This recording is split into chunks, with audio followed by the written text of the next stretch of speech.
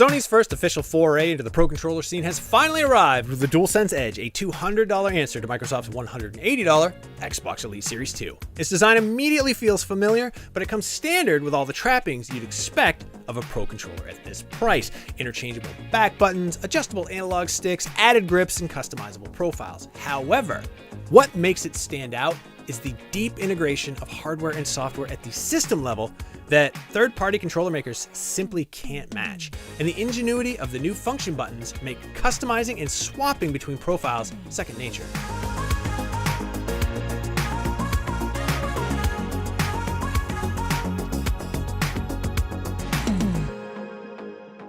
The DualSense Edge's design doesn't deviate much from that of the standard DualSense controller, making the transition from one to another a seamless upgrade with a minimal learning curve. That being said, it's packed with plenty of exciting tech and makes high-end controller features more accessible to the wider PlayStation audience. Everything comes neatly packed in a two-toned, hard-shell case that matches the white and black PS5 and is made from what appears to be the same plastic as the controller itself. Inside, you'll find the DualSense Edge front and center, as well as a small selection of accessories and interchangeable bits. There are two different back buttons, a half-dome shaped option and a lever-style option, as well as two different convex analog stick heights to replace the default sticks with. Additionally, there's a 9.1 foot long braided USB-C cable, as well as a small plastic mechanism that can be added to the top of the DualSense Edge to ensure the cable doesn't accidentally get pulled out during gameplay. There's even a small flap on the back of the case that allows you to charge the controller while it's inside. The back of the DualSense Edge sports some fancy pro-level features. Both analog triggers feature stop sliders to reduce the travel distance with 3 presets available.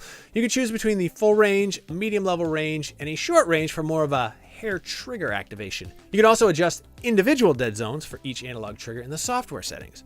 You can choose between lever style or half dome back buttons, both of which are constructed with a premium metal build. The levers are longer and shallower following the curvature of the controller and will be familiar to people who have used pro style controllers like the Xbox Elite.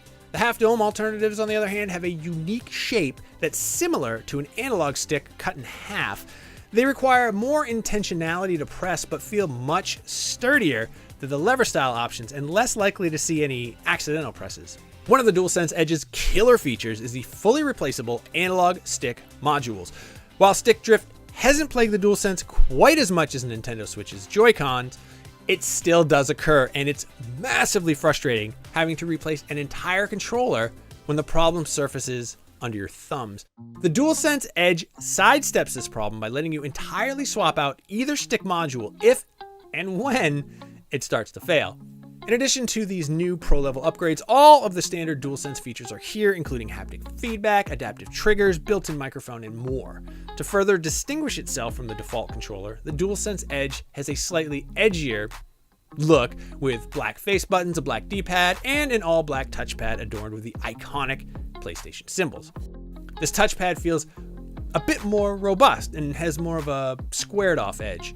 These changes are subtle enough that the DualSense Edge does work with the existing DualSense charging station, so there's no need to buy a new one. Speaking of charging, one area that didn't see any substantial improvement is the life of the built-in rechargeable battery, which is something that's been a common complaint of PlayStation's controllers for years. During our testing, we received a low battery notification after about 4.5 hours of gameplay, and the controller lost power just shy of 5.5.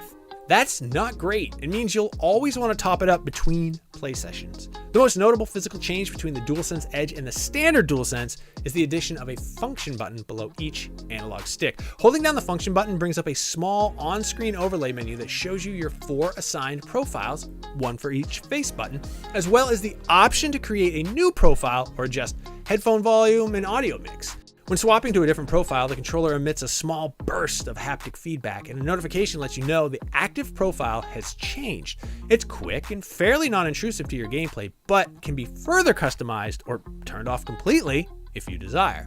Creating, editing, and swapping profiles is extremely intuitive, and the slick interface makes for an engaging experience throughout.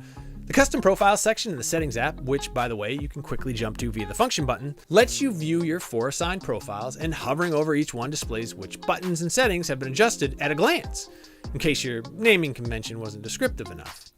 There's no limit to the number of unassigned profiles, so you're free to experiment with all sorts of custom assignments before calling your favorites up to the majors in your shortcut slots. The PS5's interface isn't perfect, and at times can be downright baffling, but Sony nailed it with the approachability and simplicity of the DualSense Edge experience.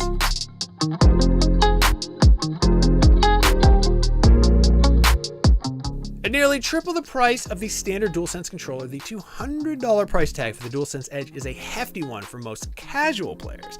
That being said, there's a ton of fantastic tech packed into a controller that's virtually the same size and shape as the one you're already used to. The function buttons work extremely well to let you quickly create, tweak, and bounce between custom profiles, and the user interface is slick and intuitive. The interchangeable back buttons are comfortable and feel like a natural extension of the controller. And with easily replaceable analog stick modules, you won't have to worry about replacing the entire controller if you experience joystick drift. Our one complaint is a lack of substantial battery life improvement, a long-standing weak point of PlayStation controllers. But overall, this is a fantastic debut for Sony's first pro-level controller. For more tech reviews, check out our review of the Xbox Elite controller, and for everything else, keep it right here on IGN.